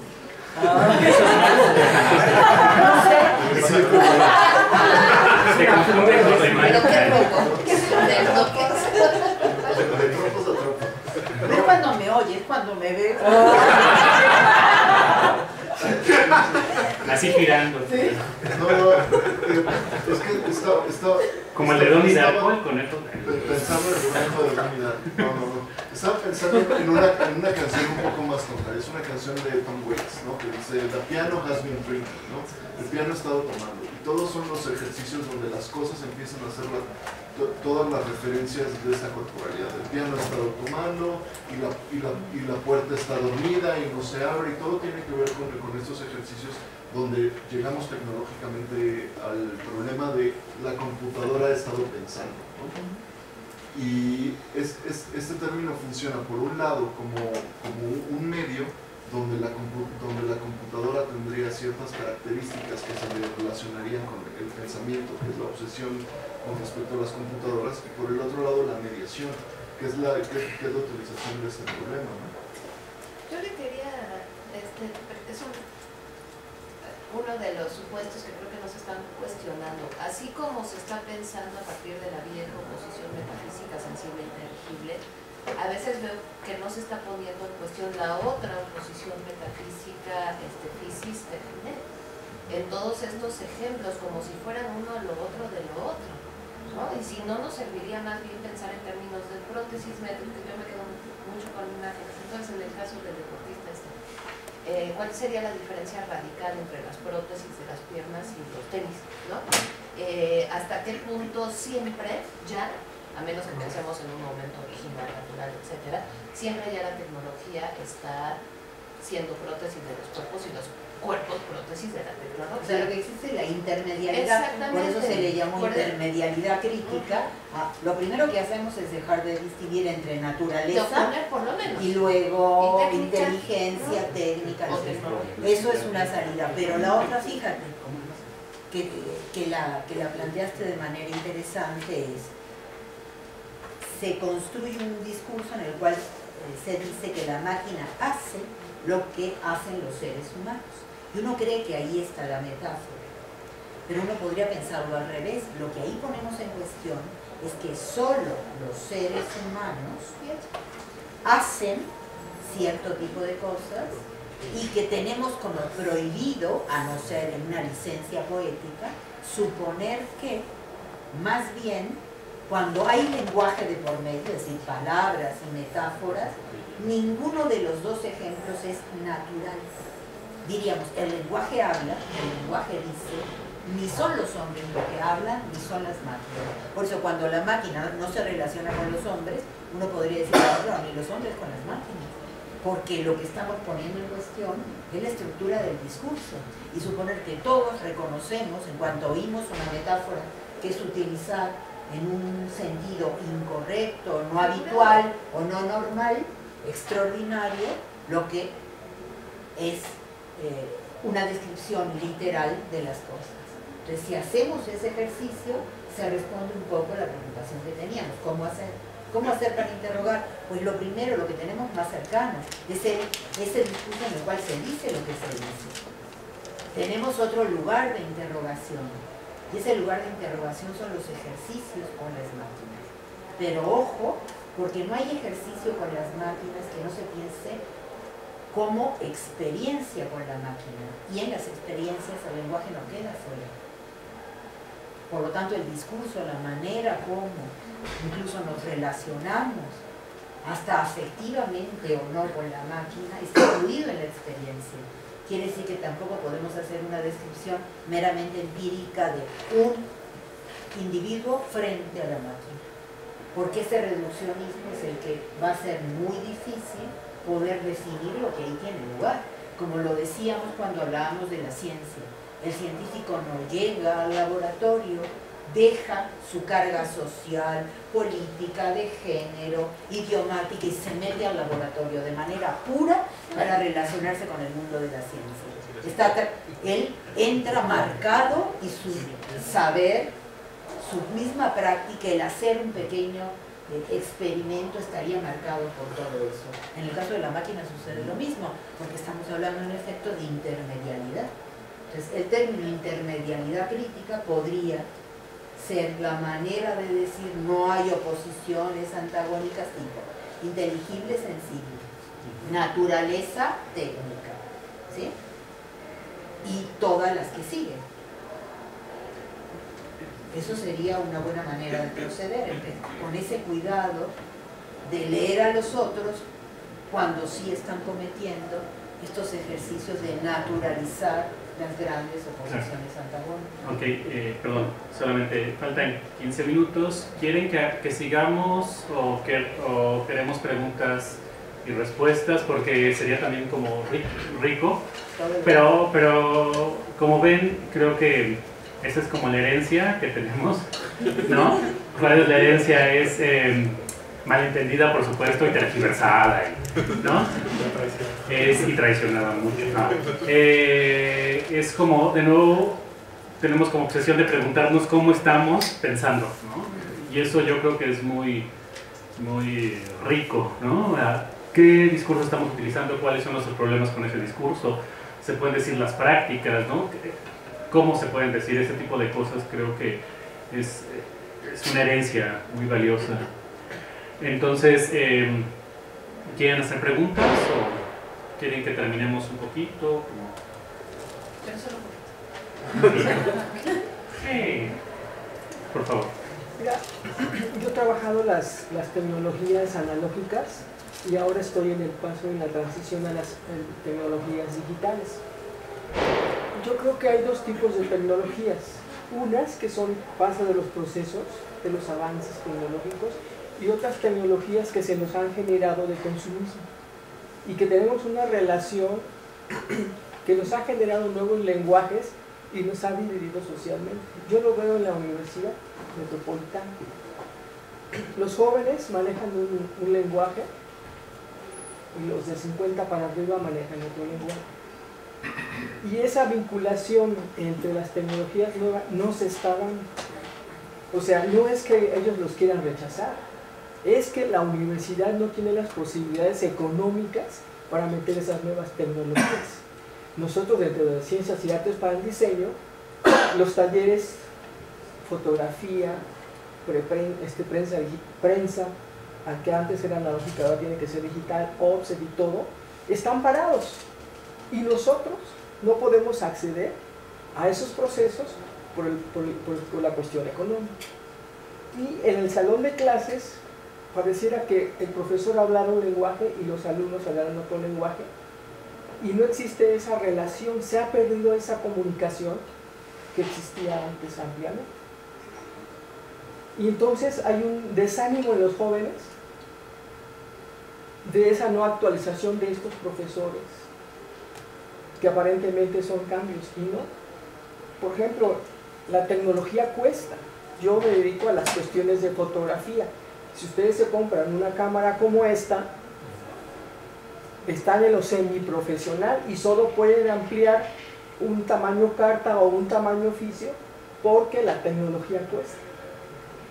Entonces dependemos del mercado, y aparte ese mercado nos está generando necesidades que en este medio de los signos pareciera que existieran relaciones afectivas entre las máquinas y nosotros, y la comunicación se pierde. Uno lo ve, está dando la conferencia y mucha gente está acá en el celular. Y entonces yo por ahí diría, hay dos cosas. Yo no, perdón, solamente no sé si alguien quiera, yo no alcanzo a ver el problema. O sea, es un problema teórico, es un problema práctico, no sé, es decir, digo, yo también soy profesor a nivel bachillerato y les dejo a mis alumnos cosas de tecnología, vamos, en la práctica, y no lo hacen. O sea, es decir, sí, o sea, no existe ese... No es que no exista dinero, entrar en el celular, o sea, no llevan a cabo, vamos, lo utilizan de determinada manera, ¿no? No lo utilizan más allá de lo que... No sé si es una cuestión práctica, por eso te preguntaba cuál es la cuestión. Digo, también me acuerdo una vez en una reunión, ¿no?, con profesores de Oaxaca, que decían algo así, ¿no? Los alumnos ya no le toman en cuenta a los profesores porque están con el celular, ¿no? Entonces en la escuela ya no hay relación, no hay comunicación. Es decir, ¿cuál es la cuestión? Que se ha roto la comunicación, se rompe la comunicación con estas nuevas tecnologías a los otros lenguajes. A ver, o sea, con todo respeto, y también desde mi práctica como profesora, yo creo que nunca ha habido una conversación transparente entre los estudiantes y los profesores, porque está mediada, por eso la necesidad de hablar de intermedialidad. Siempre estas relaciones están mediadas por la diferencia de edad, por la diferencia en cuanto al lenguaje que uno utiliza, y el lenguaje no necesariamente es utilizar cierto vocabulario relacionado con lo técnico. Antes de que hubiera un vocabulario relacionado con cierto tipo de técnicas, los estudiantes hablaban también su propio lenguaje de jóvenes, y eso mostraba también de manera muy clara que la manera como hablaban los jóvenes y hablaban los profesores era distinta. Yo creo que lo que vamos a ver en nuestras sociedades contemporáneas o modernas es que hay diferencias, y que esas relaciones entre las diferencias no necesariamente debemos lamentarlas como falta de comunicación, sino como lo que son tensiones en la vida contemporánea. Y son tensiones fabricadas, producidas, como las diferencias de género, las diferencias de edades, las diferencias de las formas de hablar, porque tú vienes de una zona de la ciudad o de otra, o si hablas como alguien de la ciudad o alguien del campo. Es decir, esas diferencias o contradicciones que se utilizan para discriminar y para hacer difícil las clases han existido de otras maneras, pero siempre como contradicciones. Creo que el problema de la tecnología, porque fíjate, antes de que los alumnos estuvieran con el celular, en mi clase salían a comprar, por ejemplo, tortas, ¿no? Y comían, y estaban comiendo en clase, lo cual distraía, estaban... ¿Se mandaban recaditos? Se mandaban recaditos, yo tenía estudiantes, o los tengo, que utilizaban la clase para agarrarse de la mano, ¿no? Hacer cositas así. Tocó la pierna. Sí, me acabo de tocar la pierna, por ejemplo, que eso era lo que hacían, pero con las manos. Es decir, lo que siempre vamos a encontrar son esas relaciones difíciles cuando lo que queremos que se realice de una manera, uno esperaría sencilla, simple, sin contradicciones, lo que es una clase. Porque fíjate, uno debería empezar por decir que el autoritarismo, que es la lógica que preside la enseñanza, es una de las primeras cuestiones que deberíamos poner en cuestión. Si lo que tú te lamentas es que la autoridad del maestro, el autoritarismo del maestro, que la institución antes defendía, está siendo como puesta en cuestión por estos nuevos dispositivos, yo te diría, las tortas, que también tienen su técnica culinaria, también intervienen, y en esta facultad, que desde 68 ha decidido ser una facultad de avanzada, en el sentido de que los alumnos entran y salen de clase, no les importa quién está hablando o quién no, te tratan de tú, cosas que no aparecen en otras universidades y que permiten, por ejemplo, que esta dinámica autoritaria funcione. Entonces yo creo que ahí estas nuevas tecnologías no deben ser culpadas de falta de comunicación, cuando lo que tú describes no es un problema de comunicación, es un problema de jerarquía. Y es un problema de cómo las instituciones de enseñanza son instituciones jerárquicas, cargadas de contradicciones y de tensiones que debemos resolver. Eso no evita que digamos cada vez más, y no solo en clases, sino en todos lados, la gente prefiere tener una relación virtual que tener una relación física. Y entonces la pregunta inmediatamente es, ¿esa relación virtual deja de ser activa? Porque tenemos que hablar en términos de una virtualidad que se presenta en acto. Hay actividades virtuales, algo pasa como actividad. Y la pregunta es, ¿qué es lo que pasa? No sé si es nuevo o no es nuevo. Intentemos pensar en esto que Derrida en su momento llamó acto virtualidad, es decir, virtualidad en acto. Porque es una primera contradicción. La virtualidad era lo contrario de la actualidad, ¿no es cierto? Y de pronto vemos que hay una actividad virtual que es absolutamente activa y actual en el tiempo y en el espacio. Hasta acelera los tiempos, hasta acelera los espacios, los modifica, los cambia. De en qué consiste esta actividad. Quizá la primera pregunta es, quizá habíamos definido mal acto, o poniéndolo a lo virtual, justamente. Sí, son muy divertidos. Hay una cosa que por eso te decía, es que no encontraba cómo la estabas planteando, no entendía. Porque se ha discutido, actualmente se discute, diferentes tipos de planteamientos, que sí, que las tecnologías, muchas de las tecnologías digitales, lo que están haciendo es intervenir cierto espacio de transmisión de saberes tradicionales, digamos, se plantea así, ¿no? Entonces, la escuela, como una forma jerárquica tradicional, una técnica muy específica de transmisión de saber, está siendo intervenida por las tecnologías. Entonces, por eso tienes como ejemplos todas las universidades digitales, ¿no? O bueno, se planteaba desde la secundaria por televisión y ese tipo de cosas, ¿no? No es nuevo, ¿no? Pero sí hay un gran discurso ahí que se tiene que poner en cuestión, ¿no? Se tiene que ver hasta dónde es posible que eso pase, ¿no? Si se puede transmitir el saber con las tecnologías, si es que el saber lo tenemos que Es información que se puede o digitalizar, conocimiento, transmitir, ese tipo de ok. cosas. Hay un gran problema, ¿no? Entonces por eso decía, es que no acabo de entender en tu planteamiento dónde está el problema, ¿no? Si no te hacen caso, pero...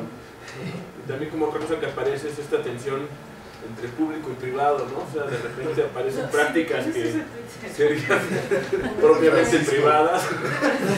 Ahorita ya está en la red. Se vuelve público y, por ejemplo, en el caso de la fotografía, como tú decías, el medio digital tiene una amplitud más grande que la que tuviera la fotografía analógica. Entonces, como que ese tipo de prácticas sí ponen en tensión cosas que ya se creían de alguna forma. Sí, entonces es Una clase solamente la privada pregunta. Que te lleva otra vez a las maneras como ha sido expuesta a través del discurso la oposición, si es que es una oposición entre público y privado, porque la encontramos en acción en el terreno de lo político, ¿no? Como en el terreno de lo histórico, como en el terreno urbano, esta distinción entre público y privado, en el terreno de lo jurídico, por ejemplo, ¿no? Entonces creíamos que ya sabíamos todo sobre público y privado, y por eso utilizamos esa oposición para describir lo nuevo. Miren lo que está pasando ahora. Lo que antes era privado, ahora se está volviendo público. Como si esta oposición público-privado en algún lugar y en algún momento hubiera sido respetada como tal. Como si esa oposición hubiera existido como tal. Lo que hay que hacer es ponerla en cuestión. Y a ese discurso le podemos llamar intermedialidad crítica. Porque lo que se pone ahí de manifiesto es que estamos hablando siempre de mediaciones y no de oposiciones. La mediación lo que hace no es negociar entre dos oposiciones, es decir, lo contrario, es decir, este pensamiento de opuestos antagónicos es el que no se sostiene. Ya sería hora de que pensáramos de otra manera. Y eso es el cambio fundamental. Si las tecnologías nos llevan a dejar de usar esas oposiciones como supuestos acríticos y empezamos a leerlos de manera crítica, esa será la gran contribución epistemológica de conocimiento crítico del pensamiento de las nuevas tecnologías. Nos están haciendo pensar de otra manera, por ejemplo ahora discutiendo otras cosas, ¿no? Sin llegar a lo empírico. Estamos hablando de justamente que estamos produciendo discusión y preguntas, poniendo en cuestión toda una serie de literatura, es decir, escrito, ¿no? Discursos diversos, que antes habíamos utilizado como diciendo, ya sabemos perfectamente qué es lo público y qué es lo privado, y que además son opuestos siempre, cuando en realidad esto es lo que estaba mal. Entonces, aprendemos a pensar de otra manera, a partir de preguntas sobre lo técnico. Empezando por eso ya es una especie de espaldarazo a la preocupación sobre lo técnico. Nos va a permitir ya por fin, ojalá, dejar fuera todo el lenguaje metafísico para explicar la experiencia y los mundos posibles, ¿no? Sobre todo los mundos posibles que tienen que cambiar, donde las experiencias del humano sean otras, ¿no? Y no de dominación, por ejemplo. O de servidumbre voluntaria, que sería lo grave, aceptar, ¿no? Estas oposiciones. Por ejemplo, ahí Laruelle dice una cosa bien interesante, pensando en esto. Dice que el pensamiento digital es en realidad el pensamiento más antiguo, porque se basa en esa decisión una decisión binaria entre un 0 y un 1, ¿no? Entre como una presencia y una luz, mientras que lo analógico tiende más a pensar una continuidad que está siempre ejercida en términos de los medios. Lo pensaba también en lo de los zapatos, ¿no? O sea, ¿qué pasó ahí entre estos corredores expertos que corren sin zapatos, ¿no? Los tarahumaras, a unos tenis muy avanzados, a las piernas, ¿no? Y pensarlos como cosas separadas da una cosa muy diferente a intentarlos de pensar como un ejercicio que tiene cierta mediación y cierta continuidad, ¿no? No sé si eso funcionaría como algún tipo de competencia. ¿Alguna preguntita? ¿Cuestionamiento? ¿Odio? ¿Insulto? No sé si se puede diferenciar entre el concepto de técnica y tecnología, entonces que lo estás utilizando o cómo lo estás utilizando. Ahí pasó. Como nosotros pertenecemos a dos grupos de investigación que ya tenemos tiempo discutiendo esto, obviamente nos estamos refiriendo a un uso de la palabra crítica según ciertos autores. Para acabar pronto es Foucault, en un textito que se llama ¿Qué es la crítica? Y él dice que la crítica es siempre singular, no es un método que se puede aplicar de lectura o de interpretación, sino que es una manera de interrogación sobre ciertos objetos discursivos, sobre todo también prácticos, pero sobre todo discursivos, que van a adquirir ciertas características o rasgos a partir de la especificidad de eso, que sea lo que tú interrogues, ¿no? En este caso, si son las tecnologías, es evidente que esta crítica de las tecnologías tiene que tener ciertos aspectos o ciertas características o rasgos que el pensamiento tecnológico, la práctica tecnológica posee previamente. Pero lo interesante de la crítica, de este tipo de crítica, es que no plantea que hay una verdad anterior, ni un sujeto de esa verdad que la crítica tratara de oponer al error de los otros, sino mostrar cómo en este ejercicio crítico también podemos desujetarnos de estos supuestos epistemológicos o metafísicos a partir de los cuales pensábamos nuestra relación con el mundo y con las cosas, incluida por supuesto las nuevas tecnologías, y con nosotros mismos.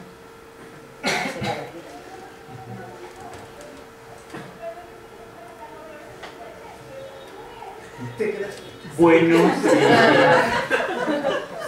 si nadie quiere decirnos algo más o colaborar. ¿Lourdes? Lourdes. Bueno, yo también quedé pensando, ¿cómo podríamos utilizar entonces la estrategia desde las lógicas de la resistencia, utilizando esto que están ustedes, ¿no? Su objeto de estudio, pero cómo va a ser frágil, contingente, o sea, toda esta lectura que le hemos dado a una estrategia de resistencia, ¿cómo la piensan ustedes, pues? Es una metapregunta de la metapregunta. Es decir, nosotros tenemos como poquito tiempo trabajando, entonces estamos tratando de plantear los problemas, o sea, de cómo poder abordarlos, ¿no? Cómo poder, digamos, venimos de muchas como áreas de trabajo, ¿no? Entonces, la mayoría somos filósofos, o todos somos filósofos y filósofas, pero...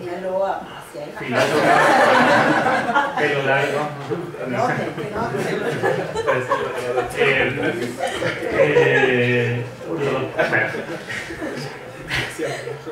El asunto es que estrategias de resistencia lo hemos utilizado en el seminario de teorías y discusiones para algo muy específico. Nosotros todavía no lo estamos utilizando. Yo sí. Sí, exacto. Lo discutíamos con Francisco en relación con la mesa anterior. Exacto. Y sobre todo con las mesas del día de ayer, donde invitaron a esta práctica del hackerismo activista, ¿no? Este activismo de los hackers, tanto en el terreno social, pero también en el terreno del arte. Ellos se asumen a sí mismos como alguien que practica estrategias de resistencia contra lo que ellos consideran ciertos poderes o ciertas formas de dominar la información, la relación con los otros, la manera de relación con las máquinas, la relación con la identidad, ¿no? Con las no identidades, porque ellos juegan mucho con el simulacro de las identidades. Creo que ahí tú misma respondiste, toda estrategia de resistencia es frágil. Y parece que eso se demostró en la plática de ayer. En general, el que se asume como hacker, el discurso del hacker, además de su propia práctica, pero sobre todo el discurso, es un discurso muy frágil, es decir, fácilmente reapropiable por todo aquello que ellos quieren combatir, porque a veces están utilizando un lenguaje para dar cuenta de su propia actividad fuertemente de resistencia, que merecería la atención una lectura muy minuciosa, a ver si eso de verdad es el enemigo principal al que ellos atacan, porque en general lo que uno ve es que su práctica es mucho más interesante que el discurso que elaboran los hackers. El discurso de los hackers no abandona el tema de la identidad, por ejemplo, el tema de los poderes, el tema de la fuerza de la máquina, del especialista. Hay toda una serie de temas que están ahí. Y sin embargo, cuando te describen lo que hacen, incluso cuando describen cuestiones que ellos consideran que no son éxitos, que pueden ser hasta fracasos, ¿no? De pronto encuentras que están modificando algunas cuestiones mínimas, pero que si se generalizaran, generalizarían formas de resistencia. Interesante. Por ejemplo, se habla de que las máquinas te permiten la ubicuidad. Si la máquina te permite la ubicuidad, ¿por qué cambiarte de lugar? Como ellos suelen hacer. Estoy pensando en algunos hackeristas que están muy interesados en el problema de la frontera y de Ciudad Juárez y que trabajan de aquel lado y de este y van modificando su lugar de trabajo y uno dice, ¿pero acaso la máquina no te garantizaba la ubicuidad? O sea, ¿por qué para ellos parte del trabajo del hacker es cruzar esa frontera de cierta manera y no ser encontrados en los lugares desde donde trabajan? Porque hay maneras de engañar a los programas que intentan mostrar de dónde surge ese hacker, o sea, dónde está trabajando. Y sin embargo, ellos insisten, curiosamente, en que ellos tienen que cambiar el lugar y que estar viviendo como asalto de manda, o sea, estar una semana en un lugar, si se repite 3 veces ya no utilizar el término temporal de semana, sino al otro día irse a otro lugar. Están haciendo unas modificaciones interesantes donde lo físico, diríamos, en el viejo sentido, físico y lo virtual, están intercambiando significados. Y no han pensado en eso, nada más lo describen anecdóticamente. Hice esto y me fui aquí y vine para acá, y uno dice, ¿y? Algunos hackers van con la camioneta ya equipada para ir en tránsito. Exacto, que es interesante porque uno dice, pero no que la tecnología digital es ubicua. Si lo primero que celebramos es su ubicuidad y que brinca el espacio y la temporalidad habitual, ese es su carácter virtual, entre otras cosas. Y de pronto ellos meten esta idea un poco de, que me parece muy interesante, del tránsito. Ellos siempre están en tránsito, no la máquina, ellos están en tránsito. Y eso permite otro tipo de preguntas. ¿Por qué hay un juego ahí de engaños espaciotemporales que no son los que la máquina aparentemente y de manera automática da? Que es la ubicuidad. O sea, la máquina te garantiza la ubicuidad y el juego espacio-temporal, aparentemente, y de manera automática, programática. Y ellos rompen esa credibilidad jugando con que además no es cualquier salto, porque no es solo irse de aquí a Toluca, están cruzando la frontera, que para ellos es el lugar que están atacando. O sea, están atacando la violencia en la frontera y la violencia contra los que brincan esa frontera y contra las mujeres también. Y lo hacen de esta manera, nómada.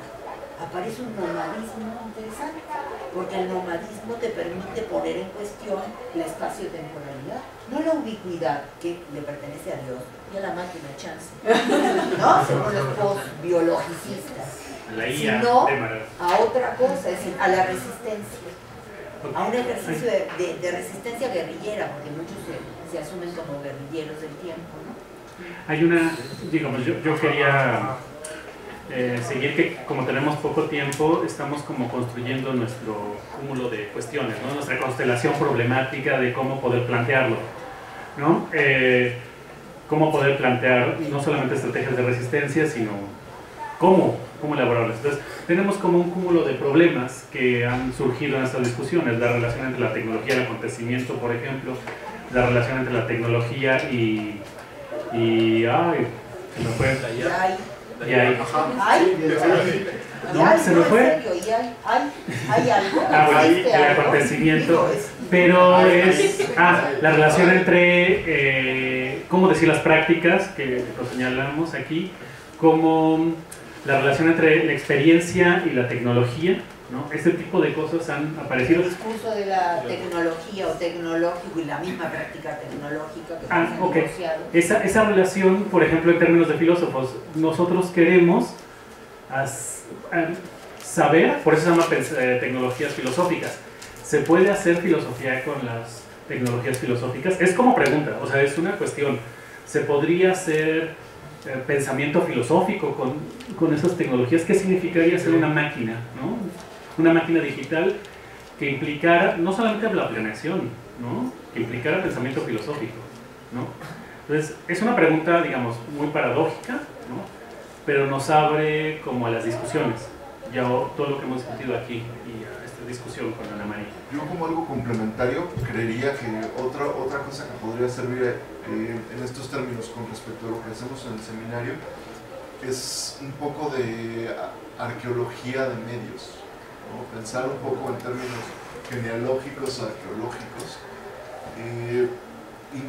intentando pensar cómo cierto tipo de medios que existen hoy en día tienen un efecto sobre la forma en la que se lleva a cabo la experiencia.